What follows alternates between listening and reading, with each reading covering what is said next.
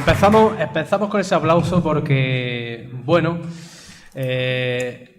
ante todo es un amigo. Ya lo hemos tenido en alguna ocasión en Granada. Tenemos el orgullo de volverlo a tener aquí presentando su último libro, del que, vamos, yo he quedado maravillado con la cantidad y el interés, la cantidad de temas que tocan este libro y el interés que ahora vamos a hablar un poquito de él, ¿no? Pero quería presentároslo como es debido, ¿no? Obviamente andaluz de nacimiento, nacido en Almería. Óscar Fábregas es un apasionado de los misterios, además de un incansable buscador, todos lo conocemos, del conocimiento y de la verdad. Licenciado en Humanidades, amante de la filosofía y la antropología, siente especial predilección por la literatura y la historia, de la cual todos salimos beneficiados, ¿no? Ha desarrollado una amplia trayectoria literaria como blogger y articulista en diversos medios de la red, en los que se destaca la página de Facebook Para lo que hemos quedado. Con ese título ya vais conociendo al autor, ¿no? Que llegó a tener cerca de 60.000 seguidores, yo creo que más, no sé. Crítico y escéptico por definición. Defiende la búsqueda del saber sin límite. En 2018 comenzó a trabajar como editor del sello Guante Blanco, muy conocido por todos, del grupo editorial Círculo Rojo, del cual tenemos aquí a su presidente, que ahora después presentamos como debe ser, ¿no? Para que ha dirigido la colección El Círculo del Misterio, una colección bastante prolífera que está teniendo un montón de títulos. ¿Por cuánto vamos ya, señor Óscar? 17, ¿no? Y que hace referencia a colecciones del pasado, o quiere hacer homenaje a colecciones del pasado que yo creo por las que todos hemos sentido gran interés y yo creo que los nuevos millennials y las nuevas generaciones deberían de... Estas colecciones le han ido de muerte, ¿no? Ha publicado diversos artículos en revistas como Más Allá y Muy Historia, además de colaborar habitualmente en Crío Historia, Enigmas, El Ojo Crítico, El Octavo Sabio y colaborador además del diario almeriense La Voz de Almería, con asiduidad semanal, ¿no? Se puede decir. Actualmente dirige el programa de radio Tempo Fugit del Candil Radio, el cual os lo recomiendo porque es muy bueno y toca unos temas de muchísimo interés de Huércal de Almería. Bueno, qué decir, nos presenta este libro, este producto llamado, digo producto, porque más que un libro yo creo que tiene 5 dimensiones, no tiene ni siquiera 3 ni 4, tiene 5 dimensiones. Nos va a hablar un poquito de él, pero Dios ha vuelto con un subtítulo así como, se podría decir, mormones, rastafari, alienígenas ancestrales y espaguetis con albóndigas, que yo no sé cómo se puede mezclar todo esto sin volverse loco, pero todo tiene un porqué. Así que venga, ya me dejo de enrollar y pasamos directamente con nuestro amigo Óscar Fábregas, que nos va a hablar de este libro. Y bueno, un aplauso de nuevo para él.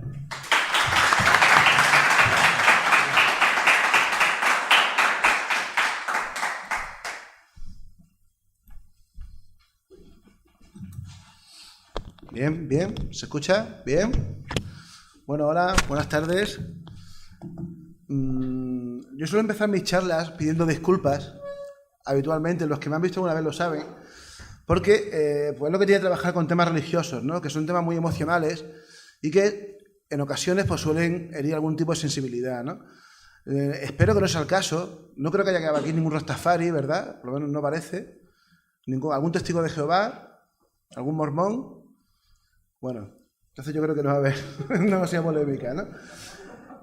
¿Por qué? Porque mis otros libros anteriores estaban relacionados con el cristianismo y entiendo que es la religión por antonomasia del país en el que vivimos, ¿no? Y pues, en más de una ocasión, y algunos han sido testigos, pues algún invitado, algún asistente a mis charlas ha ido un poco indignado por las cosas que yo he dicho, ¿no? Yo siempre pido disculpas, pero realmente no tengo por qué hacerlo, porque yo como historiador a lo que me remito es a exponer lo que otros han expuesto y casi siempre lo que han expuesto los propios religiosos. Es decir, si hay que pedirle a alguien, hay que echarle la culpa a alguien, que se la echen a ellos, ¿no? Pero entiendo que esto es un poco así, ¿no? Antes de nada, quiero dejar claro que yo soy, como diría el maestro Juan Eslava Galán, yo me considero un descreído. No un ateo, porque, bueno, si hay que entrar en una conversación un poco bizantina, pero asumir que uno es ateo supone asumir que Dios no existe. Y aunque yo tengo la firme convicción de que Dios no existe, tampoco no tengo la más mínima evidencia de que eso sea así. Tampoco es cosa mía demostrarlo, la carga de la prueba recae en el que lo afirme, pero sí que es cierto, algo que pasa con los ateos, con los descreídos, incluso con los agnósticos, y es que nos pasamos la vida hablando de Dios, pese a que no creamos en Dios. ¿A qué se debe esto? Pues la verdad es que tampoco lo tengo muy claro, ¿no? Pero de alguna manera quizás sea eso, ¿no? Quizás sea que estamos un poco obsesionados con el tema, o quizás tenga mucho que ver con algo de lo que vamos a hablar en breve, ¿no? Voy a saltarme cosas porque no tengo mucho tiempo y prefiero ir un poco al grano y hablar de espaguetis con albóndigas, como luego veremos. Pero lo que quería decir, yo tengo la firme convicción, y lo digo como historiador más que como descreído, de que estamos programados para creer en entidades sobrenaturales. Le podemos llamar Dios, le podemos llamar fantasma, le podemos llamar como queramos. Pero creo que eso es un mecanismo evolutivo y que en un momento determinado del pasado de nuestra especie nos vino muy bien esto. Eso no quiere decir que nos siga viniendo bien. Ojo, por eso digo que estamos programados. Quizás no todos. Quizás los descreídos seamos unos mutantes que ya no tenemos ese gen de Dios como algunos han llegado a denominarlo, ¿no? Pero es muy interesante ver que parte de lo que somos, no me gusta utilizar el concepto de hombre, pero bueno, el concepto de ser humano, somos Homo sapiens, ¿no? Los Homo sapiens empezamos a caracterizarnos precisamente cuando empezamos a crear un pensamiento simbólico, a desarrollar un pensamiento simbólico, ¿no?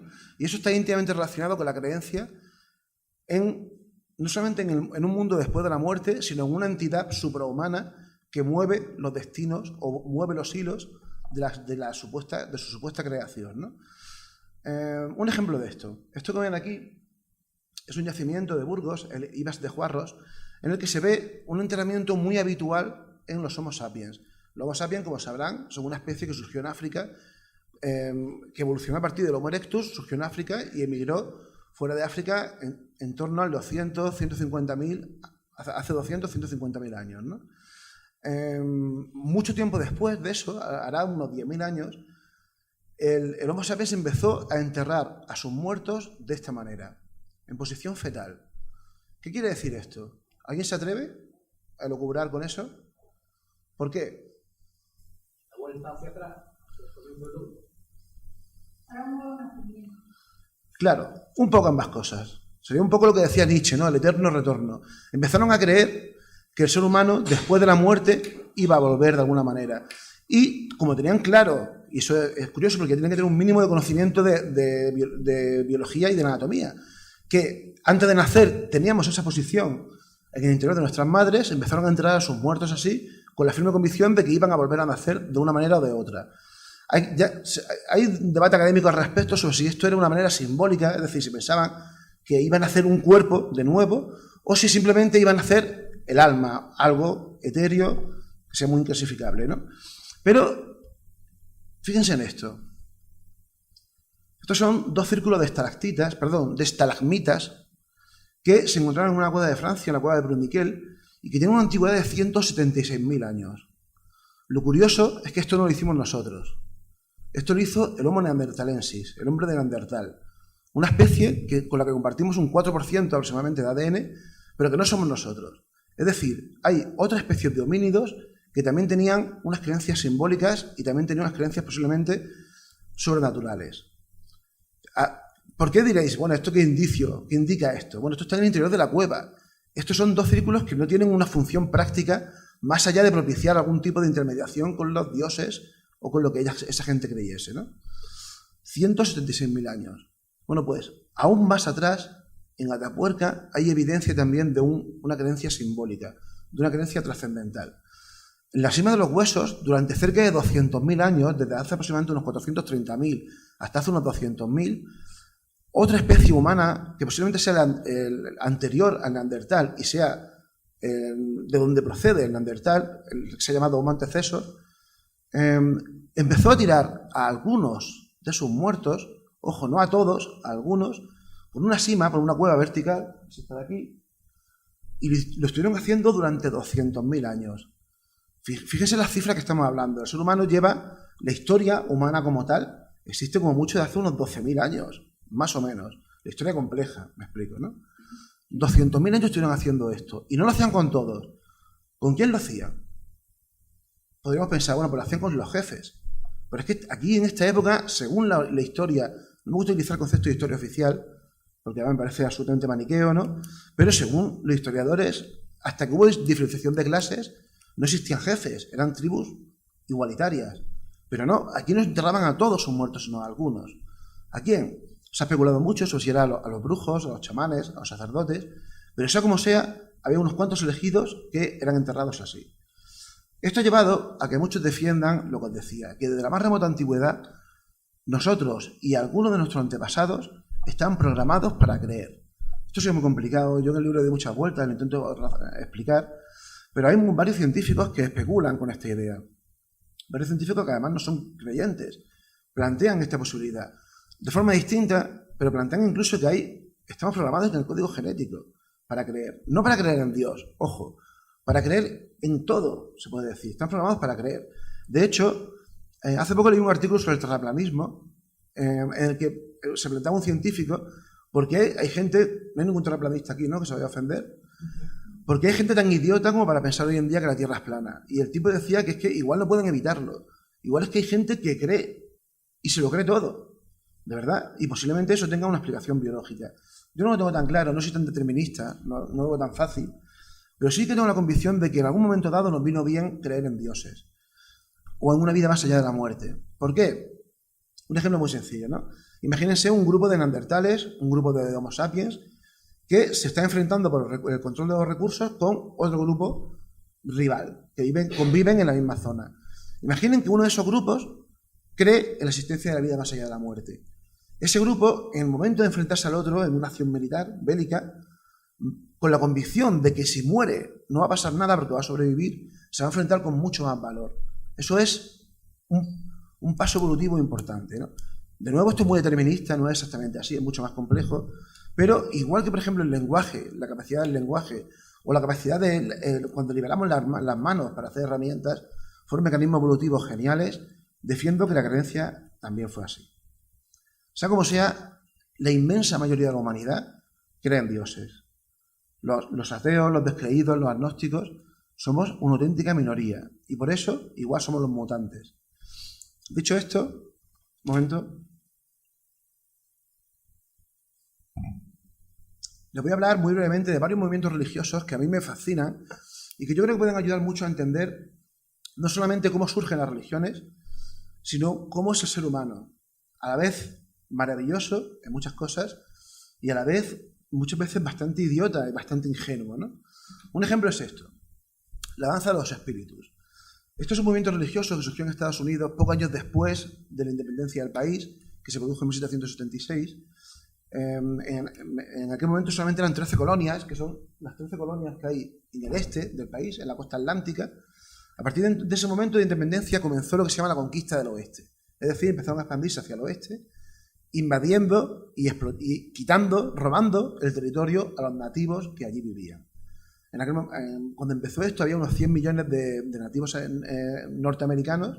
Cuando terminó, que terminó hacia 1848, aunque duró realmente unos 30 años más, quedaban unos 10. O sea, en cuestión de 60, 70 años, exterminaron a cerca de 90 millones de personas, ¿no? Es muy curioso porque últimamente se habla mucho de esto de la leyenda negra de España. Siempre se dice que los ingleses fueron mucho más asesinos que nosotros, que los españoles en Sudamérica, pero realmente no fueron los ingleses. No fueron los ingleses los que masacraron sistemáticamente a la población nativa de Estados Unidos o de Norteamérica, sino que fueron los colonos que ya eran de varios sitios, eran ingleses, pero también había escoceses, irlandeses, alemanes, sea como sea, lo hicieron, ¿no? Bueno, pues esto dio pie a dos movimientos distintos que tienen mucho en común, que surgieron cuando dos chamanes distintos, con una diferencia de unos 20 años, empezaron a asegurar que que habían padecido una serie de visiones en las que veían a sus antepasados. Esta gente creían y practicaban el culto a los antepasados, que no eran exactamente dioses, pero sí que eran los que se encargaban de asegurar el bienestar, de asegurar las cosechas, el clima y demás, ¿no? Bueno, pues aseguraban que los antepasados, por ejemplo, este señor, Quetzalcoatl, que es un chamán de la tribu del pueblo Paiute del norte, que está en el sur de Dakota, empezaron a afirmar que los antepasados le habían dicho que iban a regresar, que iban a devolver a los bisontes, a los búfalos, y que además lo iban a hacer en tren. O sea, esa era la visión que tuvieron. Iban a volver los antepasados de los búfalos en tren. y lo que iban a hacer era expulsar al hombre blanco de allí. Evidentemente, esto no pasó. La danza de los espíritus, claro, para que esto pasase, tenían que hacer esto. La danza de los espíritus. Ustedes habrán visto las típicas películas del oeste, el típico baile ritual que hacen los nativos americanos, ¿no? Bueno, pues esto tenían que hacer durante días, sin parar, para propiciar que llegasen los antepasados en tren. No pasó. Este fue el segundo movimiento, el movimiento de Wovoka, que básicamente es similar, pero que llegó a expandirse por un territorio similar a lo que puede ser hoy en día Europa Occidental, cerca de 10 estados de Estados Unidos, ¿no? Bueno, para que vean, y aquí es donde se pone la cosa realmente interesante, este movimiento se extendió entre el pueblo Lakota, que son comúnmente conocidos como los Sioux. El movimiento dio un giro increíble cuando llegaron a pensar que las vestimentas que se ponían durante estas danzas rituales eran capaces de detener las balas. Y así, a cuerpo descubierto solamente con esos ropajes, se enfrentaron en la masacre de Wounded Knee, que es una de las masacres más salvajes que se hicieron contra los nativos norteamericanos, y acabaron, evidentemente, falleciendo todos. No, las balas, o sea, esas ropas no paraban las balas, ¿no? Esto forma parte de algo que se llama en antropología movimientos de revitalización cultural, que básicamente consiste cuando se produce un choque entre dos pueblos, dos culturas distintas. Una cultura generalmente minoritaria, pero que ostenta el poder político y el poder religioso, y una cultura mayoritaria que está siempre oprimida. Esto puede darse dentro de un propio país, por ejemplo, como se dio y como veremos en los Estados Unidos en los años 50-60, en pleno boom de los movimientos por los derechos sociales, o se puede dar una situación colonial, que es lo que pasó en Estados Unidos, una situación colonial. Un ejemplo brutal de esto, y para mí maravilloso también, son los cultos cargo. ¿Alguien sabe lo que son los cultos cargo? Bueno, pues lo voy a explicar muy brevemente, pero para mí ejemplifica perfectamente lo que es un movimiento de este tipo. Estos movimientos consisten básicamente en que la cultura oprimida intenta, por un lado, revitalizar su propia cultura, es decir, un movimiento nostálgico, por un lado, pero a la vez coge elementos que vienen bien de la otra cultura, de la cultura invasora. El ejemplo perfecto es lo que hemos visto antes de los nativos americanos que decían que los antepasados iban a venir en tren, ¿no? Bueno, pues con esta gente, en los cultos cargo que se dieron lugar en la Melanesia, especialmente en dos islas, en Papúa Nueva Guinea y en Vanuatu, pasó algo así. Esta gente desde el principio del siglo XX se vieron sometidos al colonialismo europeo, holandés, francés, alemán, pero en los años 40, especialmente a partir del año 41, Estados Unidos, durante la Segunda Guerra Mundial, desembarcó sistemáticamente en cientos de islas del Pacífico para enfrentarse a los japoneses. Los americanos, que ya saben, varias veces voy a decir americanos, aunque la palabra correcta es estadounidenses. Pero bueno, ¿me entienden, no? Los estadounidenses, ya saben, los yanquis también, es una palabra bonita de decir. Los yanquis ya saben cómo son, tienen la manía de allá por donde van, pues van pues llenos de cosas, ¿no? Y van con sus barcos, con sus tanques, con sus ropajes, con su música, con sus latas, con sus comidas en lata, con su leche en polvo, ¿no? Y claro, invadieron todas aquellas islas para sorpresa de aquella gente que no daban crédito. Esa gente aún vivía de una manera bastante tribal, bastante apegada a su forma de vida tradicional, y de pronto llegaron esta gente que incluso tenían música, tenían cine, y fliparon con todo aquello, ¿no? Durante un tiempo estuvieron muy bien porque los americanos, para llevarse bien con aquellos pueblos, pues les regalaban sus cositas, ¿no? Como hacíamos los españoles cuando llegamos también a Sudamérica. Esto es muy habitual en los enfrentamientos culturales colonialistas, ¿no? Se llevaron muy bien con ellos, e incluso llegó a haber una división de soldados de Vanuatu que llegaron a luchar junto a los americanos y, como pueden ver, demasiado bien equipados no iban. Pero llegó un momento en que los americanos se fueron. Y ahí se produjo un proceso curiosísimo de racionalización, ¿no? Dijeron, bueno, a ver, nuestros dioses no son tan guays como los dioses de esta gente. Porque nuestros dioses nuestros dioses no tienen aviones, no tienen tanques, no tienen comida en lata, no tienen leche, no tienen estas cosas, ¿no? ¿Y si no me equivoco de dioses? ¿Y si hay que propiciar a los dioses americanos? Entonces ellos llegaron a la curiosa conclusión de que lo que había que hacer era imitar a los americanos. Y así empezaron a hacer aviones de paja y de palos y de ramas. Empezaron a hacer tanques y carros de combate hechos con ramas.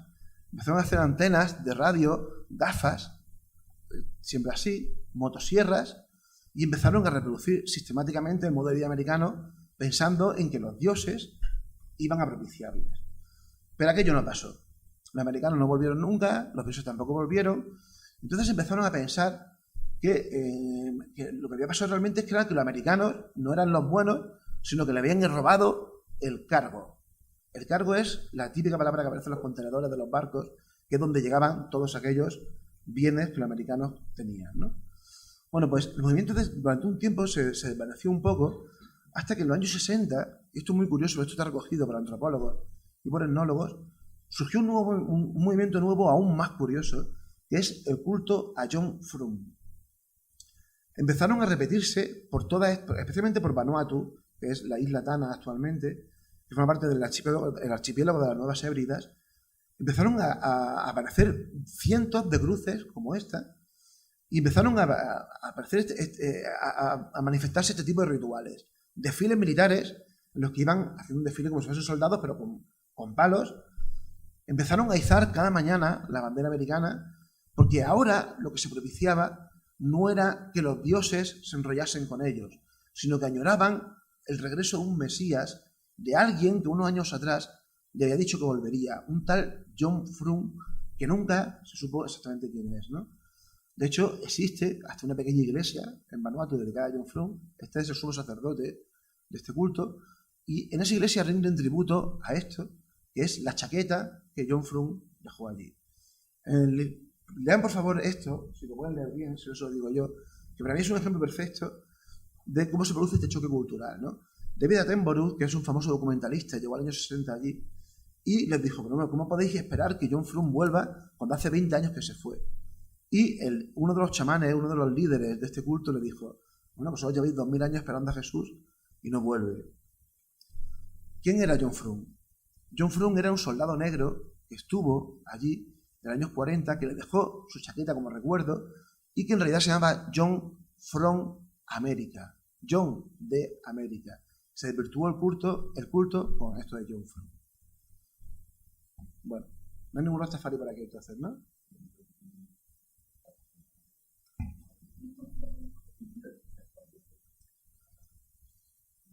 ¿Alguien sabe lo que son los Rastafaris?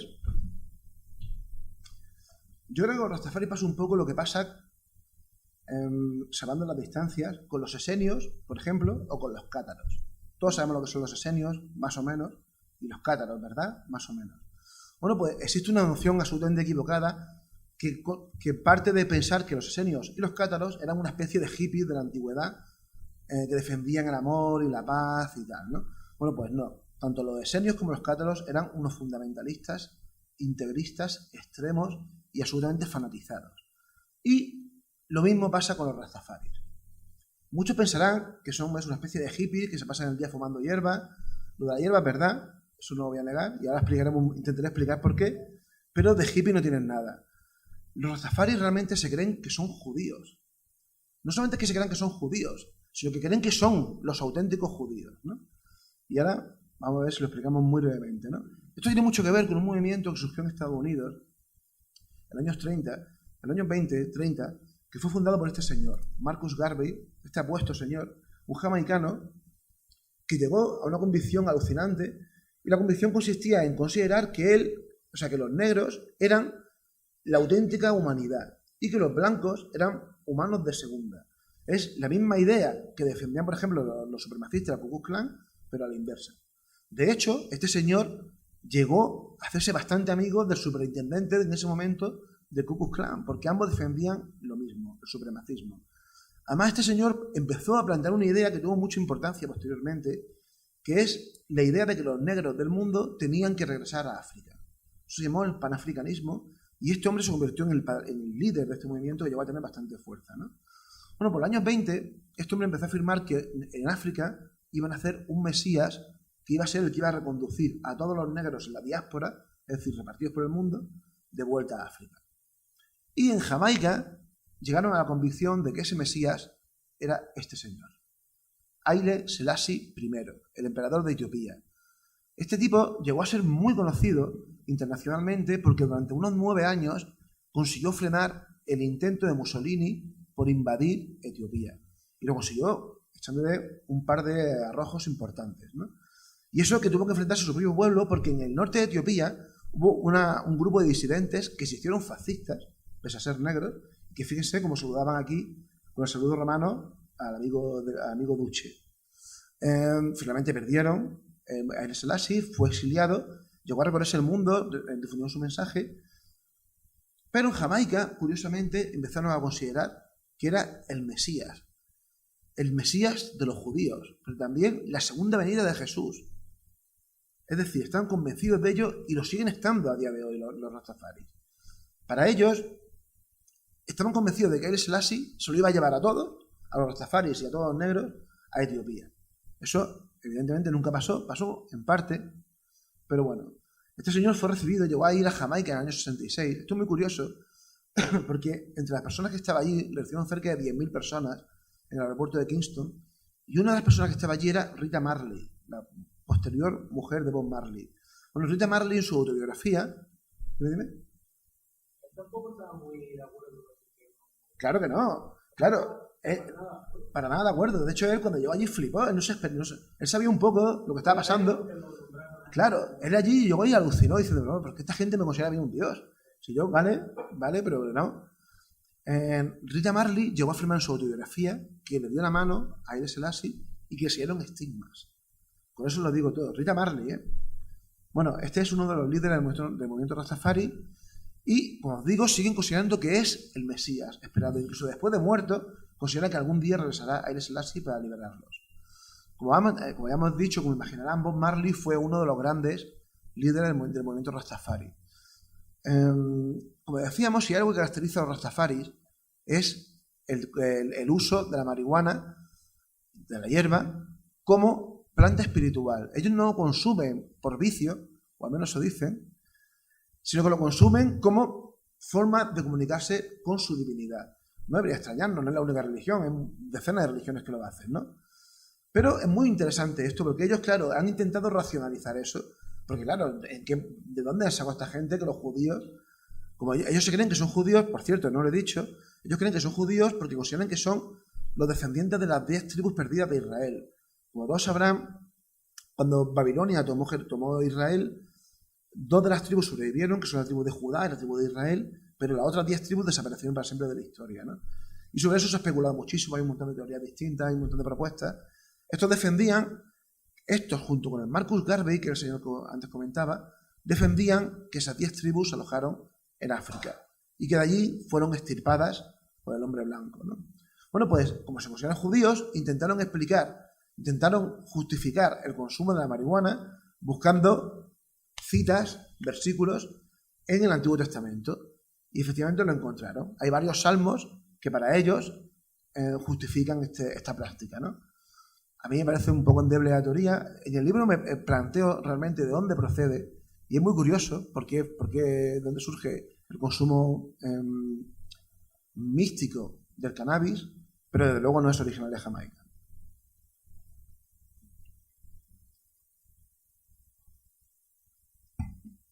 ¿Saben ustedes lo que son los mormones? ¿Han conocido algún mormón que haya ido algún domingo por la mañana a su casa? Suelen ser más testigos de Jehová. No hay muchos por aquí tampoco, sí. Bueno. ¿Sí? ¿Hay muchos por aquí? Bueno. A mí la historia de los mormones me parece fascinante y me parece increíble. Igual que me parece increíble que haya rastafaris blancos, porque los rastafaris, por definición, son racistas, por definición y en la práctica. O sea, que pruebe un blanco a meterse en Jamaica y verá lo que le pasa. En algunos barrios de Jamaica, especialmente en Kingston. Algo parecido pasa con los mormones. Los mormones es la religión por antonomasia de Estados Unidos. No tiene sentido que alguien de fuera de Estados Unidos sea mormón. Es absolutamente ridículo, ¿no? Y sin embargo, pues como las meigas, pues a ver los ailos. Y es que resulta que los mormones creen en una serie de historias que comenzaron un 21 de septiembre de 1823, cuando un chaval estaba una noche tranquilamente en su casa rezando y dudando sobre qué cristianismo elegir entre los múltiples que estaban en ese momento desarrollándose en Estados Unidos, cuando de pronto se le apareció un ser medio ángel, medio humano, que se llamaba Moroni. Y le dijo que en poco tiempo iba a recibir un libro escrito en planchas de oro, que era el Libro de Mormón. que el libro de Mormón, junto con el mecanismo para traducir ese libro que, según le dijo aquel ángel, el tal Moroni, estaba escrito en lo que llamó egipcio reformado. En aquella época aún no se había conseguido desencristar en los jeroglíficos egipcios, ni tampoco un tiempecillo todavía. Y finalmente, 4 años después, recibió Joseph Smith, que es como se llamaba el chaval este, Joseph Smith Jr., recibió el libro de Mormón. ¿Qué es el libro de Mormón? ¿Alguien lo sabe? Bueno, pues os voy a contar una historia que es alucinante y que de verdad yo estoy deseando que lleguen algún domingo por la mañana a mi casa los mormones y me cuenten esto para decirles de verdad cómo podéis creeros esto. Pero es que hay cerca de 10 millones de personas en el mundo que se lo creen, ¿no? Y a mí eso me flipa, aunque hay una explicación cultural detrás, pero de luego en Estados Unidos, como veremos. Bueno, volvamos con lo que decíamos antes. La caída de Jerusalén en manos de Babilonia hacia el año 540 a.C. Unos años antes de esto, siempre según el libro de Mormón, Dios le apareció a un señor que se llama Lehi y le dijo que tenían que huir junto con su familia rumbo al oeste, coger unos barcos y huir rumbo hacia una tierra virgen que iban a encontrar al oeste. Y así fue. Cogieron sus barcos, atravesaron el Mediterráneo desde Israel y llegaron hasta América, hacia el año 500 aproximadamente. Al poco tiempo de llegar allí, Lehi, que es el señor que tuvo esa visión, falleció y se quedaron al control sus 2 hijos, Nefi y Lamán. Nefi era blanco, culto, bueno, y era una persona que tenía humanitario y que tenía mucho interés por promover el bien. Su hermano Lamán, en cambio, era oscuro de piel, era bastante sanguinario, era violento, no tenía el más mínimo interés cultural, y así surgieron fricciones entre ellos. Así que cada hermano fundó un pueblo distinto que durante siglos se fueron desarrollando de forma paralela y de vez en cuando se peleaban entre ellos en alguna guerra civil, ¿no? Estos serían esos pueblos. Esto es una imagen tomada de un libro de los mormones. Este pueblo, los de la izquierda y derecha, serían los nefitas, los descendientes de Nefi, que serían blancos y, como ven, casi europeos. Y los otros, según los mormones, serían los lamanitas, que serían, como están viendo, muy parecidos a los nativos americanos o los nativos mesoamericanos, la zona azteca o maya. Bueno, pues esta gente estuvo peleándose entre ellos durante siglos, hasta que en el año 33 después de Cristo, Jesús se le manifestó allí, repito, esto lo dicen los mormones, no es que lo diga yo, se le manifestó allí, los bautizó, los convirtió a su nueva fe y consiguió que durante un tiempo hubiese paz entre esos pueblos enfrentados.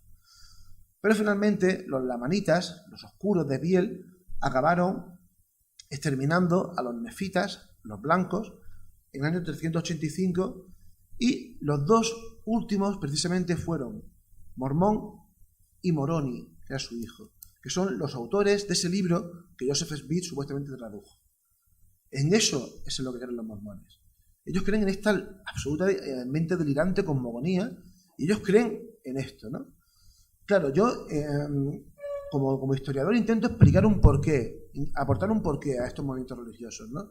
Esto no tiene por qué ser simplemente un estafador, que lo era, Joseph Smith, y además de un plagiador. Hay evidencia de que él no se encontró un libro donde se le apareció un ángel, ni nada por el estilo, sino que él plagió libros anteriores que contaban toda esta historia que os he contado ya, ¿no? Pero a mí me interesaba saber por qué pasó esto en el momento en el que pasó.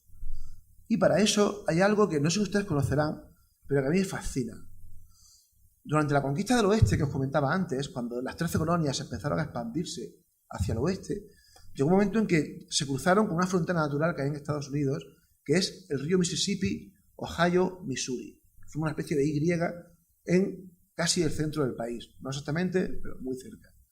Bueno, pues en toda la cuenca de esos 3 ríos hay cientos de montículos de este tipo. Montículos artificiales, mounds. O sea, una traducción mejor que montículos sería túmulos. Es algo parecido a eso, a túmulos. Montículos artificiales que eran bastante complejos y que siempre tenían, como ven aquí, un pequeño templo encima. Algunos, como este, eran muy complejos. Este es el Great Serpent Mound, que está en Ohio, que es una serpiente que tiene unos 250 metros de longitud y 1,5 metros de altura, y que está datada en el año 1000 a.C. O esto. Esto para mí es alucinante, y esto es una cosa que no se conoce demasiado en Europa, pero que es brutal. Esta es la ciudad de Cahokia, que está en el estado de Mississippi, a orillas del río Mississippi, que está justo detrás, ¿no? Esta ciudad llegó a albergar 50.000 habitantes y tenía una pirámide, que es esta que ven aquí al final, arriba, o sea, una construcción piramidal con una base aún más grande que la de la Gran Pirámide de Egipto, ¿no? Y, como ven, es una reconstrucción de cómo tuvo que ser aquello. Bueno, pues, cuando se produjo la conquista del oeste, los blancos se encontraron con todo esto. Y dijeron, bueno, esto no puede ser que los nativos americanos, que nosotros estamos terminando, que viven como nómadas, que son unos salvajes, según su visión europeocentrista, que se dedican a cazar bisontes. No puede ser que sean ellos los que han construido esto. Entonces surgió en Estados Unidos el mito de los Mound Builders, los constructores de montículos. Y para ello, durante cerca de 50 años, intentaron explicar que todas esas construcciones habían sido construidas por una antigua civilización blanca que había habitado en Estados Unidos. Ya sean fenicios, egipcios, gigantes, hay un montón de teorías que se propusieron al respecto, ¿no? Finalmente se acabó demostrando que no, que habían sido los antepasados de los nativos americanos. ¿Por qué? Porque hay un concepto que muchas veces no se tiene en cuenta, y esto tiene mucho que ver con esto de las religiones ancestrales que antes hemos visto, y es que la historia no es siempre una línea evolutiva ascendente. No existe el progreso. Hay muchas veces en las que se producen involuciones, y eso pasó en América.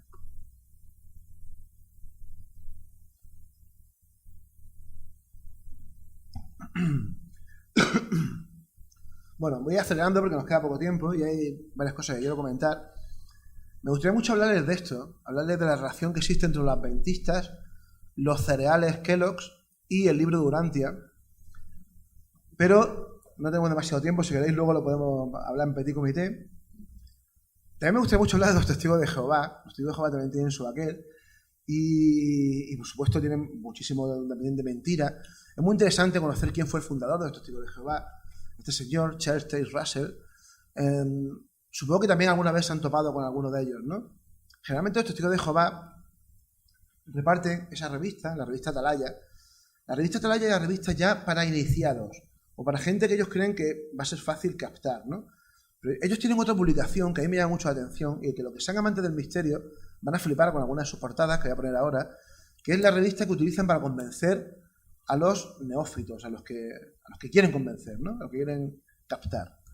Y es esta revista, Despertad. No sé si alguna vez la han visto, pero es brutal. Fíjense los titulares, ¿no? La verdad sobre el ocultismo, que se oculta tras lo paranormal, ¿no? O ¿están las drogas adueñándose del mundo? Son revistas que van, evidentemente, atacando a puntos débiles de la gente y de la sociedad en general para captar. Los testigos de Jehová tienen mucho de lo que hablar. Ellos están convencidos de que algún día se producirá el arrebatamiento, es decir, que 144.000 testigos de Jehová serán arrebatados a los cielos cuando se produzca la segunda venida de Jesús. ¿Por qué 144.000 nada más? Bueno, pues es una cifra que aparece en el Apocalipsis. Y claro, hay un problema. En el mundo hay unos 10 millones de testigos de Jehová. ¿Quiénes serán los 144.000?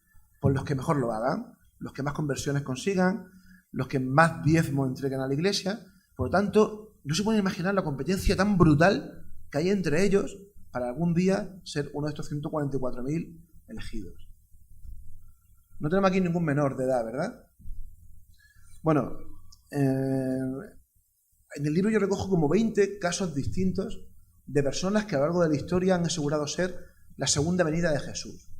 Un caso brutal es una secta rusa que surgió en el siglo XVIII, liderada por un tipo de nombre impronunciable, Selianov, de apellido, que aseguraba que el fin del mundo era inminente, bueno, aseguraba que era Jesús, aseguraba que el fin del mundo era inminente y que la única forma de conseguir la salvación, de ascender al cielo, era acabando una vez por todas con el sexo.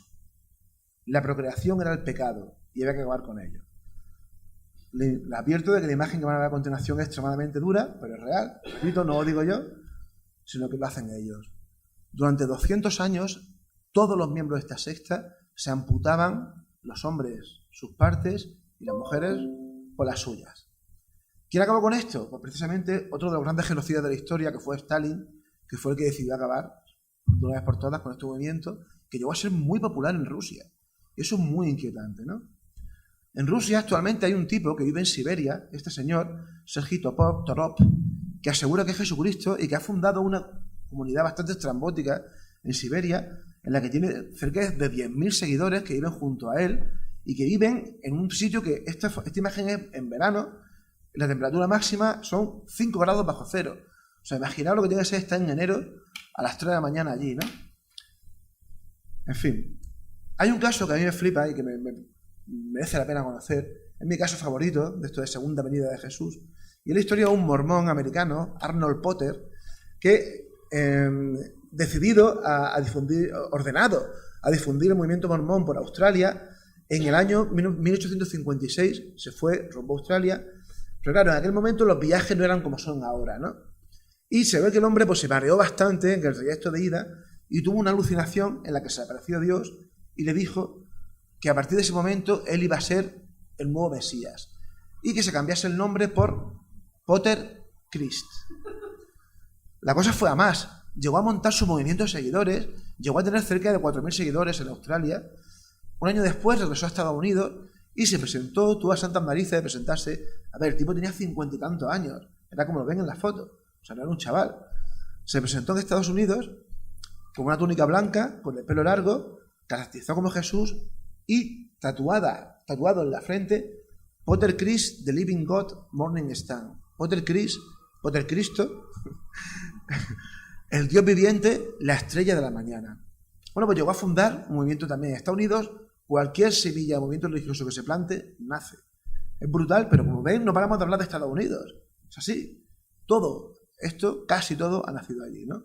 Bueno, pues un año después, esto estando en todo lo suyo, estando en Iowa, un día le anunció a sus seguidores que había llegado el momento de ascender a los cielos, de ser arrebatado. Así que todos, unos 5.000 que tenían en aquel momento, se congregaron junto a él, al lado de un acantilado, porque él había asegurado que iba a ir montando un burro corriendo hacia el acantilado y que Dios le iba a arrebatar, ¿no? No fue así. Como pueden imaginar, el hombre se estampó y acabó falleciendo. También falleció el pobre burrico. Pero es curioso, y esto tiene mucho que ver con un fenómeno que seguro que el amigo Óscar Iborra conoce, porque a mí me fascina, que es la disonancia cognitiva. ¿Saben ustedes lo que es la disonancia cognitiva? Bueno, lo voy a intentar explicar lo más sencillamente posible, porque es un poco complicado. Consiste básicamente en cómo reacciona una persona cuando durante años defiende y apuesta por una convicción, por una creencia a muerte, y de pronto hay algo que hace tambalear esa creencia. Para evitar la disonancia cognitiva, el ser humano, sin quererlo, no es un acto consciente, se enroca, utilizando un símil ajedrecístico, y busca salidas para evitar eso, ¿no? Para evitar la incoherencia con uno mismo, ¿no? Eso suele pasar con la gente que hace profecías. Llega el momento de la profecía, no se cumple, y hay que... Bueno, ¿por qué no se cumple la profecía? Pues por lo que sea. En este caso, algunos, y de esto hay notas de prensa, algunos de los seguidores de este hombre, de Potter Christ, aseguraron que le habían visto elevarse hacia el cielo. Eso es muy común. Los testigos de Jehová han aportado 5 citas distintas para el fin del mundo, y cada vez que ha llegado, el líder de ese momento de la secta ha dicho que no se ha cumplido el fin del mundo gracias a los rezos de los testigos de Jehová. Eso es de lo más común. Y eso es de lo más común en las religiones ovni. Y también me gustaría mucho hablar con ellas, pero como creo que vamos fatal de tiempo, voy a avanzar un poquito. Hay muchísimas religiones ovni. A mí me encanta el tema de las religiones ovni porque viene a ser el ejemplo perfecto de religión 2.0, de creencias religiosas contemporáneas, ¿no? Hay muchísimos casos. Si estuviese aquí Caravaca, seguro que lo disfrutaría con nosotros. Pero esta pequeña lista que hay aquí, sin entrar en mucho detalle, explican perfectamente por qué son el ejemplo perfecto, ¿no? Los que creen, no sé si ustedes creen en el fenómeno ovni o en los extraterrestres, yo estoy convencido que el fenómeno ovni existe. Lo que no tengo tan claro es que detrás del fenómeno ovni haya extraterrestres, eso es otro tema, pero hay gente que defiende a muerte la existencia de extraterrestres que vienen aquí, nos visitan o incluso que nos llevan visitando toda la historia, ¿no? Pero lo curioso de las religiones ovni es que siempre suelen ser movimientos protagonizados por un líder carismático, por alguien que asegura que recibe un mensaje, igual que antes se le aparecía la Virgen a una gente, o igual que el Potter Christ Dios le habló, pues hay muchos que aseguran, como algunos de estos que hemos visto aquí, que, bueno, que de verdad no, pero esto sí, aseguran que los extraterrestres le han comunicado un mensaje para la humanidad. Y en torno a ellos surgen religiones, movimientos sectarios, ¿no? Este caso es brutal, pero no tenemos mucho tiempo. Pero le voy a poner un ejemplo que tiene mucho que ver precisamente con lo que hablábamos antes de eso de la disonancia cognitiva, que para mí es muy importante esta idea, ¿no? Dorothy Martin, esta es una señora que tuvo un pequeño grupo sectario muy minoritario en los años 50 en Chicago, que aseguró que el fin del mundo se iba a producir el 21 de diciembre de 1954. El 21 de diciembre del 54. Bueno, pues resulta que 3 psicólogos americanos, estos 3, autores de un libro esencial, Leon Festinger, especialmente conocido, se infiltraron en el grupo de esta señora para ver qué pasaba cuando llegase el 21 de diciembre del 54 y la profecía, esa de que el fin del mundo iba a acabar, no se produjese. Ellos predijeron en este libro, cuando las profecías fallan, que ha reeditado recientemente el amigo Pablo Vergel, predijeron que lo que iba a pasar es que el grupo iba a intentar dar una explicación a por qué había fallado la profecía y que además el grupo, en vez de desaparecer, lo que iba a hacer es expandirse. Y así fue. Llegó el 21 de diciembre del 54 y a las 4 de la mañana, viendo que no llegaba el fin del mundo, la señora dijo que ella, gracias a ella, que se había pasado toda la noche intentando comunicarse con los extraterrestres telepáticamente, había conseguido evitar el fin del mundo. El movimiento, en vez de tomar por tonta a la señora y decir, señor, usted nos ha engañado, se enrocó y lo que hicieron fue expandirse. Ese libro, por cierto, si lo podéis conseguir, es brutal, no solamente para entender gran parte del contactismo ovni, sino también para entender cómo funcionan las religiones. Es realmente esencial, ¿no? Otro ejemplo de esto. No sé si ustedes recordarán, en el año 2012, también un 21 de diciembre se empezó a asegurar que el fin del mundo iba a producirse y, sorprendentemente, en algunos sitios se empezó a decir que solamente aquí, en este pequeño pueblo de Francia, se iba a salvar la gente. El gobierno francés, alertado porque se preveía que se iban a golpear en un pueblo que tiene 100 millones, 100 habitantes solamente, una aldea. Empezó a preocuparse por eso, alertado por si acaso se encontraran allí miles de personas, y prohibió el acceso a ese monte, ¿no? El acceso al monte Bucarach. ¿Por qué pasó esto? Por varias cosas que tienen mucho que ver con estas religiones ovni y que guardan mucha relación con 2 sucesos para mí esenciales, ¿no? Que es el suicidio masivo de Heaven's Gate, de la Puerta del Cielo, y el suicidio masivo de la Orden del Templo Solar, que son 2 sectas ovni que decidieron suicidarse convencidos, sobre todo Heaven's Gate, de que iban a ser arrebatados por los testigos de Jehová, pero en vez de por Dios, por los extraterrestres antes del fin del mundo. Efectivamente, el 21 de diciembre del 2012, decenas o cientos de personas se congregaron allí convencidos de que el fin del mundo iba a pasar, pero no pasó. Sobre religiones ovni habría mucho que hablar, pero no tenemos tiempo. En el libro hablo en profundidad de todas ellas. ¿Sí? Así que me queda, por eso te digo. Hablo en profundidad de esto, los raelianos. ¿Saben quiénes son los raelianos? Esto ya para gente, los más puretas, ¿no? Igual sabemos quiénes son esta gente, ¿no? Bueno, este es un charlatán francés, además de un plagiador demostrado, que empezó a asegurar en los años 60, 70, que era la segunda venida de Jesús, entre otras cosas, ¿no? Entre un enviado de los extraterrestres. Y fundó un extrañísimo culto ovni que sigue presente hoy en día y que es de lo más interesante. Entre otras cosas porque aseguran que han hecho la primera clonación humana, cosa que evidentemente es falso, ¿no? Me gustaría mucho hablar de este hombre y de los alienígenas ancestrales, porque aunque no es exactamente una religión, el tema de los alienígenas ancestrales, sí que tiene mucho en común con las religiones, ¿no? Porque es un intento de racionalizar los dioses de la antigüedad. Los dioses eran dioses abstractos. Sin embargo, ustedes habrán visto las 2000 temporadas que lleva la serie de este hombre en Discovery Max. Se lleva un montón, ¿verdad? Bueno, pues ellos lo que hacen es intentar argumentar que los dioses realmente eran extraterrestres que vinieron en el pasado. Es decir, es sustituir los dioses por extraterrestres, pero viene a ser un poco lo mismo, ¿no? Me gustaría hablarles de esto. Ustedes saben lo que es la dianética, la cienciología. ¿Sí?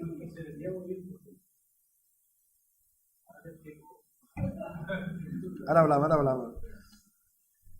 Dime. ¿Qué quieres que te aclare? La serie. Se llama Ancient Aliens, alienígenas ancestrales. Y ellos lo que defienden básicamente... Bueno, pues lo que defienden básicamente... A ver, esto no lo ha inventado este hombre. Yo he puesto este hombre aquí un poco de coña, ¿no? Esto surgió en los años 60. El pionero fue Robert Charroux, que es un investigador francés genial. Después llegó el ínclito von Däniken. Y luego tuvimos nuestra particular ramificación del movimiento con JJ Benítez, que llegó a incluir a Jesús en la ecuación. Y lo que defiende es que los dioses fueron extraterrestres. Básicamente, Benítez defiende, y lo sigue defendiendo hace 3 días, que Jesús era también un extraterrestre, ¿no? Si queréis podríamos hablar de eso, pero sería muchísimo tiempo. Entre otras cosas porque no hay evidencia de esto, ¿no? Ellos intentan aportar 1000 pruebas, sobre todo se escudan en los OPARTs. ¿Saben lo que son los OPARTs? Son objetos que están fuera de lugar y de su tiempo y que en torno a ello pues defienden que hubo una civilización anterior tecnológicamente más avanzada o por lo menos similar a la nuestra de ahora, ¿no? Pero realmente lo que suele haber en esto es un desconocimiento enorme de la arqueología y de cómo funciona realmente la historia y sobre todo lo que hablaba antes de los periodos de involución que se da en la historia. O sea, el que no sepamos cómo se hicieron las pirámides, la explicación más fácil no puede ser que fueron extraterrestres. Igual es que no sabemos cómo se hicieron, porque hemos perdido ese conocimiento. O sea, no vale apelar a todo con los extraterrestres, ¿no? La cienciología. En el libro hablo largo y tendido de ellos, aunque al final del capítulo termino diciendo que todo lo que digo sobre ellos es mentira, más que nada porque esta gente tiene la manía, tiene muchísimo dinero y tiene muchísimo poder, y tienen la manía de perseguir a todo aquel que osa atacarles, ¿no? No sé si ustedes saben lo que es la cienciología, sabrán que es el culto a que pertenece el bueno de Tom Cruise. Es una secta que funciona a nivel mundial, que en España está reconocida como religión, pero por ejemplo en Francia no, está prohibida, o sea, no existe la cienciología en Francia. Y todo surge en torno a un libro que este señor, L. Ron Hubbard, es un escritor de ciencia ficción, era un escritor de ciencia ficción, que en los años 50, viendo que sus libros que se publicaban en revistas pulp y demás no triunfaban, pues escribió un extraño pastiche en el que mezclaba psicología barata, psicoanálisis con algunas ideas procedentes de cultos orientales y demás. Un libro que se llamó Dianética, que es básicamente una especie de libro de autoayuda bastante raro, que consiste en cómo mejorar, cómo propiciar el mejoramiento personal y cómo crecer como individuo, ¿no? La cienciología funciona siguiendo sus principios, pero también, ¿por qué hablo de la cienciología en este momento y en esta parte del libro? Porque es muy curioso que son muchos niveles, en la cienciología se va subiendo, según se va pagando y según se van avanzando los cursillos. Llega un momento, o hay un nivel que se llama el Operative Titan 7, que es el nivel como 20, en el que por cierto está Tom Cruise en ese nivel, en el que le cuentan, por fin, a los iniciados, a los cienciólogos, cuál es la cosmogonía que defendía este señor, ¿no? Y eso tiene mucho que ver con por qué en todos los libros de este señor aparece un volcán. Si os parece lo voy a dejar ahí y lo tenéis en mi libro, y si no, luego lo explico en privado. Más que nada porque no quiero juicios con los cienciólogos. Bueno, y ya para terminar, a mí me interesa mucho una serie de religiones, de las que voy a hablar muy brevemente porque ya se me acaba el tiempo y además porque quiero desarrollar alguna de estas, que tienen que ver, son religiones protesta, podríamos decir. Son como los cantautores protesta o la canción protesta, pero son religiones así, ¿no?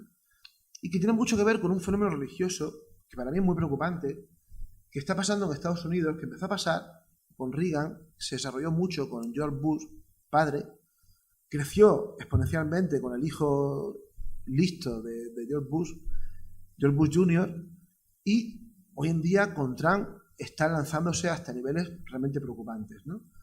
No sé si recuerdan, hace poco hubo una charla aquí con el Zorra Uribe, en la que estuvo Sánchez Oro, el compañero Miguel Ángel Ruiz, y un momento en el que yo precisamente, hablando del terraplanismo, hablé del auge de los evangélicos, de los evangelistas en Estados Unidos y en Sudamérica y en España, que es brutal. ¿Saben ustedes lo que son los evangelistas, no? ¿Más o menos? ¿No? Bueno, son cristianos, no son herejes, como muchos de los que hemos visto. Son cristianos, protestantes, no están reconociendo, no creen en el catolicismo, pero ellos, a diferencia de la mayoría de los cristianos, consideran que Dios no solamente nos va a ayudar les va a ayudar a los que crean en una vida después de esta vida, sino que les va a ayudar en esta vida. De ahí que son los típicos que ustedes habrán visto seguro en algunas de sus misas, que hacen milagros, que lanzan como ondas vitales a lo Goku, hacen ese tipo de cosas, ¿no? ¿Por qué? Porque están convencidos de que Dios actúa continuamente en la creación, a diferencia de los católicos que creen que actúa muy efímeramente haciendo milagros. Ellos creen que los milagros son constantes y que ayudan, Dios está siempre ayudando a los humanos, ¿no? Bueno, los evangélicos están creciendo de una manera brutal y precisamente ese día comenté yo algo de esto porque guarda mucha relación con el auge, o sea, con la llegada al poder de Bolsonaro en Brasil, porque 13 de los diputados que ha conseguido, 13 millones de los votos que ha conseguido Bolsonaro han sido gracias al Partido Evangélico de Brasil, que es un partido fundamentalista, creacionista, es decir, niega la teoría de la evolución y que niega, por supuesto, también el cambio climático, ¿no? Bolsonaro fue bautizado hace 1 año y medio en el Jordán por el líder de ese partido y están poco a poco creciendo y a mí eso por lo menos me preocupa, ¿no? Sobre todo porque me dedico a escribir libros sobre religión y me da miedo que algún día esta gente pues empiece a quemar gente en las plazas de los pueblos. Cosa que nos puede extrañar, pero que no está tan lejos como puede pasar, ¿no? Bueno, pues en Estados Unidos los cultos evangélicos han llevado al desarrollo de una serie de propuestas que a mí me parece alucinantes que a día de hoy haya gente que las crea. Yo espero que también a ustedes, ¿no? Especialmente algo que se llama el creacionismo de la Tierra joven. El creacionismo es básicamente pensar que el mundo fue creado por Dios y que todas las especies han sido creadas por Dios. Existen varios creacionismos. La Iglesia Católica, por ejemplo, considera que la evolución es la forma de trabajar de Dios. Tan sencillo como eso. Están de acuerdo con la fecha que proponen los geólogos y los astrónomos de unos 13.000 millones y pico de años para la historia de la humanidad, para la historia del universo, ¿no? Eso se llaman los creacionistas de la Tierra vieja, los que están de acuerdo con la ciencia oficial, pero creen que Dios mete mano en su creación de vez en cuando, ¿no? Pero en Estados Unidos hay encuestas actuales que lo avalan, hay como 40 millones de personas de un país de 300 millones, ojo, 40 millones, que creen en algo que se llama el creacionismo de la Tierra joven. Creen que la Tierra se creó, el universo, la vida, el hombre, todo se creó hace 6.000 años, como es lo que defendían antiguamente los creacionistas del siglo XVIII. Por eso digo que cuando hablamos de terraplanistas no debería preocuparnos tanto como esto, porque esta gente tiene mucho poder a día de hoy, ¿no? Incluso tienen sus propios museos que son visitados por millones de personas, como este, por ejemplo, ¿no? El Museo de Petersburg, que está en Ohio, en la que se ven, por ejemplo, a humanos conviviendo con dinosaurios, porque claro, esta gente, como el mundo se creó hace 6.000 años, argumentan que los humanos y los dinosaurios convivieron, y que los dinosaurios no sobrevivieron no por un asteroide, ni por nada por el estilo, sino porque no cabían en el Arca de Noé. En serio, no lo digo yo, lo dicen ellos. Y lo dicen ellos porque se han fabricado su Arca de Noé. Este Arca de Noé, a tamaño real, está al lado del museo en Petersburg, se inauguró en el año 2016. Y fíjense, esto costó $80 millones. Detrás de esto hay un movimiento que lo menciono aquí, AIG, Answer in Genesis, respuestas en el Génesis, que fue uno de los principales, ¿cómo se dice?, los que colaboraron especialmente en la campaña de Donald Trump. Son muy activos en ayudar y están muy relacionados con el Tea Party y con movimientos de extrema derecha neoconservadora en Estados Unidos, ¿no? Bueno, pues, y aquí es donde viene lo de los espaguetis con albóndigas, ya para acabar. En el año 2005, toda esta gente, estos fundamentalistas cristianos americanos, creacionistas, llevan toda la vida intentando que en los colegios, en Estados Unidos, por definición, debido a la segunda enmienda de la Constitución americana, no se puede dar religión en los colegios públicos. Ninguna religión. Se puede dar en los privados, pero no en los públicos. Pero, a partir de principios de este siglo, como consecuencia de las políticas de estos 3 presidentes que he dicho, Reagan, Bush y Bush Jr., surgió un movimiento que pretendía considerar que la teoría de la evolución, malinterpretando o manipulando el concepto de teoría, empezaron a decir que la teoría de la evolución también era una creencia religiosa. Porque ellos consideran que la teoría de la evolución, como se llama teoría, no está demostrada. Eso no es así. Los que sepan un poco de ciencia sabrán que una teoría científica no es una teoría, no es una hipótesis. está demostrada la teoría de la evolución y más que demostrada, ¿no? Ellos consideran que no, los creacionistas americanos. Y por lo tanto, defienden que el creacionismo que ellos plantean hoy en día como científicos, lo que llaman el diseño inteligente, es decir, que hay un diseñador inteligente que diseñó la creación, tiene que darse en los colegios americanos igual que se da la evolución, porque ambos son teorías, manipulando de nuevo el concepto de teoría científica. Bueno, pues, en el año 2005, el estado de Kansas aprobó que se diesen las mismas horas lectivas a la teoría de la evolución de Darwin y a la teoría del diseño inteligente de los creacionistas neoconservadores americanos. Fue entonces cuando un señor que se llama Kevin Henderson mandó esta carta a la Junta Escolar de Kansas, en la que decía una cosa muy sencilla. Básicamente decía, el tipo antes de esto montó una página web en la que invitaba a la gente a que se uniese a su religión, la religión del monstruo de espagueti volador. Y consiguió que 50.000 personas se uniesen a su religión. En la carta él decía, bueno, yo y mis 50.000 colegas creemos que el mundo fue creado por un monstruo de espagueti con albóndigas que desde el espacio manipula su creación con sus tentáculos tallarinescos. Demostradme que es mentira esto que digo. ¿Alguien puede demostrar que no existe el monstruo de espagueti volador? ¿Verdad que no? Bueno, pues eso mismo es lo que... evidentemente eso es falaz. Nadie puede demostrar eso, como nadie puede demostrar que existe Dios, ni nadie puede demostrar prácticamente ninguna de estas afirmaciones, ¿no?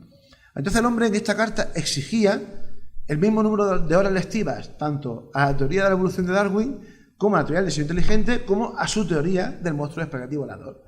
Y, claro, no le hicieron caso. Así que el hombre elevó esto al Tribunal Supremo de Kansas y consiguió, gracias a esta especie de protesta maravillosa, que se echase para atrás el proyecto de ley con el que se pretendía dar el diseño inteligente en las aulas de Kansas, ¿no? Este sería el monstruo de espagueti volador, que desde entonces se ha convertido en una especie de religión atea que se utiliza para actos reivindicativos de este tipo, ¿no? Él en esa carta incluía algo muy curioso, que seguro que los que alguna vez hayan ojeado algún ejemplar de la revista esta de los Testigos de Jehová, seguro que han visto alguna vez, ¿no? En las revistas de Atalaya, por ejemplo, o en muchas revistas católicas, aparecen cuadros en los que se pretende relacionar, por ejemplo, el aumento de catástrofes naturales con el aumento en el número de ateos, ¿no?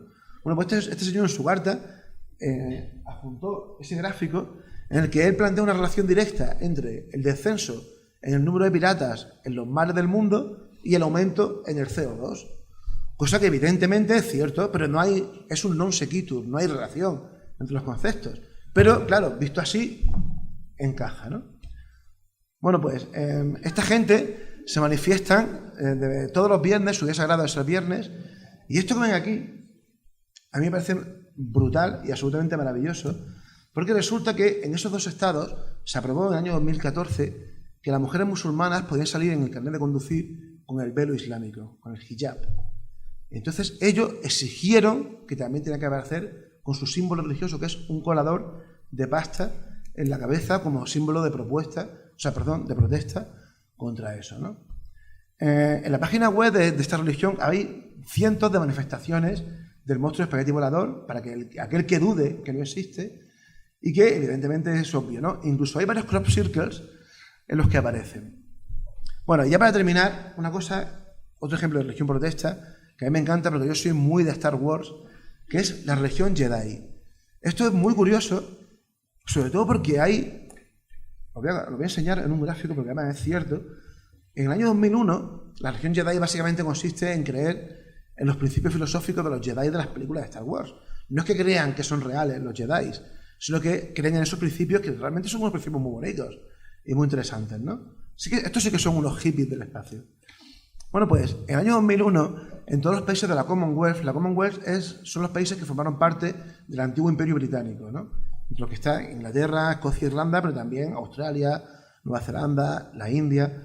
En el año 2001 y luego en el 2011, cada 10 años, hacen un censo masivo en la Commonwealth y una de las preguntas que hicieron era ¿en qué creen ustedes? Incluían 20 respuestas y abajo tuvieron la mala decisión de poner un cuadradito en blanco para que la gente dijese su religión si no era una de esas 20. Bueno, pues se orquestó un movimiento masivo de protesta dentro del colectivo ateo y descreído para trolear este censo y poner la religión Jedi. En Inglaterra fueron 270.000 personas los que aseguraron ser Jedis. En Nueva Zelanda fueron 70.000. En Australia fueron 100 y pico mil también, ¿no?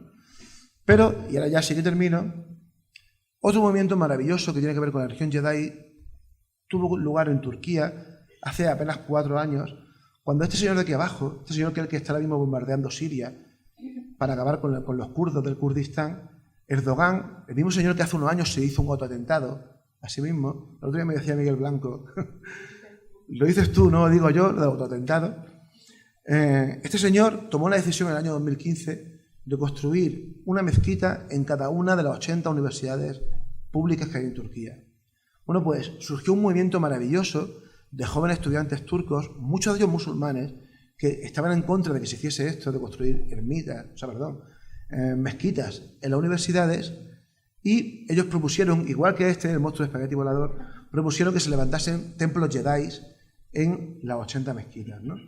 Evidentemente no triunfaron, pero llegaron a conseguir cerca de 400.000, 300 y algo mil firmas en toda Turquía para hacerlo, pero fracasaron, como suele pasar con estas cosas, ¿no? En fin, ya termino aquí. Me hubiese gustado mucho hablarles de este señor, que es un señor que en los años 80 se dedicó a hacer unicornios y que fundó también su propia religión y que a día de hoy, fíjense, y que a día de hoy asegura ser un mago y tiene una escuela de magia en Estados Unidos, pero ya sigue, ¿verdad? Pasamos con el compañero Alberto Cerezuela y si tienen alguna pregunta, pues estaré encantado de responderla. Muchas gracias.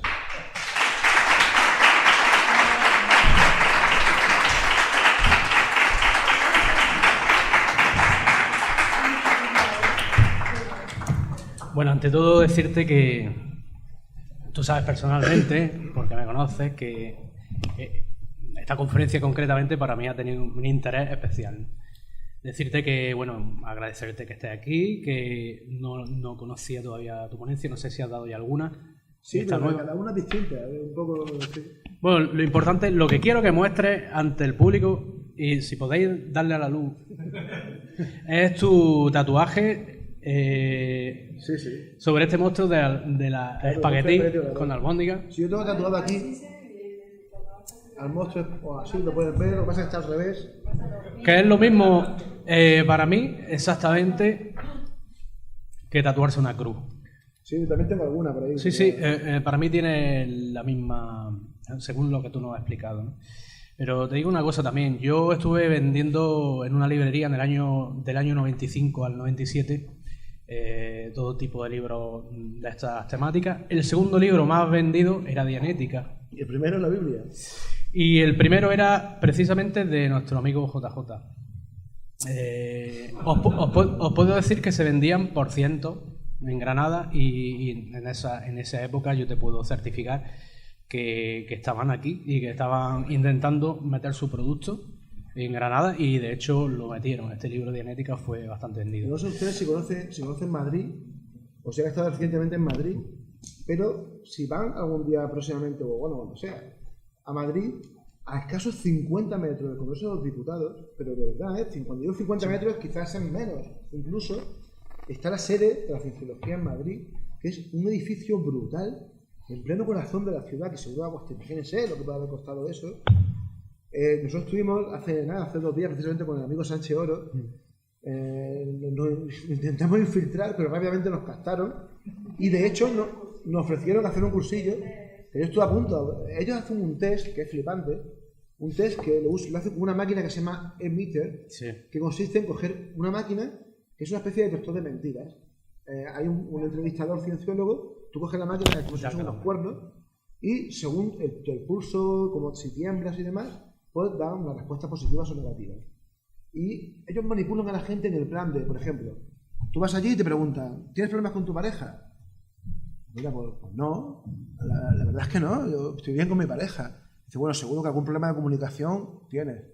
Bueno, a ver si nos ponemos así, pues algo siempre hay, ¿no? Ya, pero, ¿y celos? Hombre, no, pues yo confío en mi pareja plenamente. Bueno, pero alguna vez seguro que has sentido celos. Dices, coño, joder, pues sí, igual alguna vez sí, ¿no? Y al final acaban convenciéndote de que tienes problemas con tu pareja, de que necesitas un cursillo y de que estás lleno de traumas y de frustraciones, ¿no? Así funciona esta gente y así lo gastan.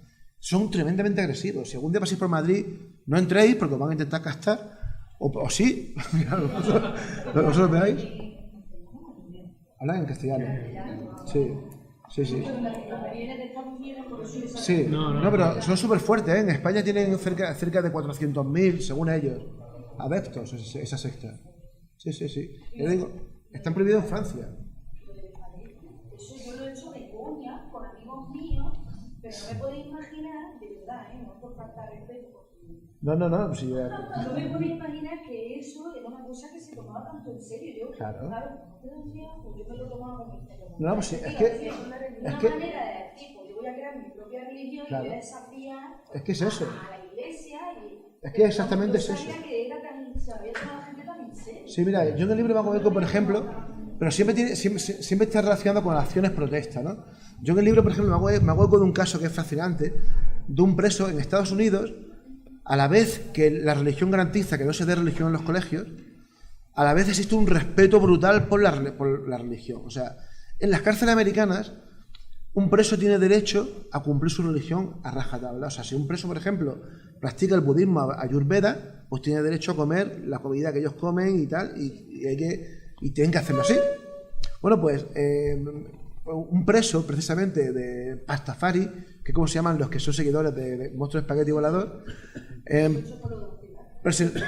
presentó una solicitud, no me acuerdo de qué estado es, presentó una solicitud reclamándole 100 millones de dólares al estado creo que era Arkansas, porque no se cumplían, porque no le dejaban vestirse de pirata cada viernes, que es lo que supuestamente hace, y comer espagueti los viernes. No dejaban hacer eso, entonces presentó una reclamación. Evidentemente no ganó el juicio, pero fue un acto de protesta, ¿no? ¿Por qué? Porque en el fondo tiene razón, o sea, porque aquí cualquiera puede decir, por ejemplo, en la prisión en la que está ese hombre, entre otras cosas se conocía la iglesia satánica de Levi, pero un montón de cosas más, ¿no? Y sin embargo no se lo conocía como religión, evidentemente, lo del monstruo de espagueti volador, ¿no? La sociología sí, por ejemplo. Y entonces eso, es una religión protesta, muy curiosa, pero es protesta, ¿no? Nadie cree que exista o no el monstruo de espagueti volador. Bueno, decirte que el libro tiene un interés histórico, antropológico y muy profundo para toda la gente que bueno, de alguna manera cree que el espíritu de las creencias es tan abierto como que cada persona podemos tener una creencia diferente, ¿no? Venga, antes de nada un aplauso para don Óscar Fábregas y deciros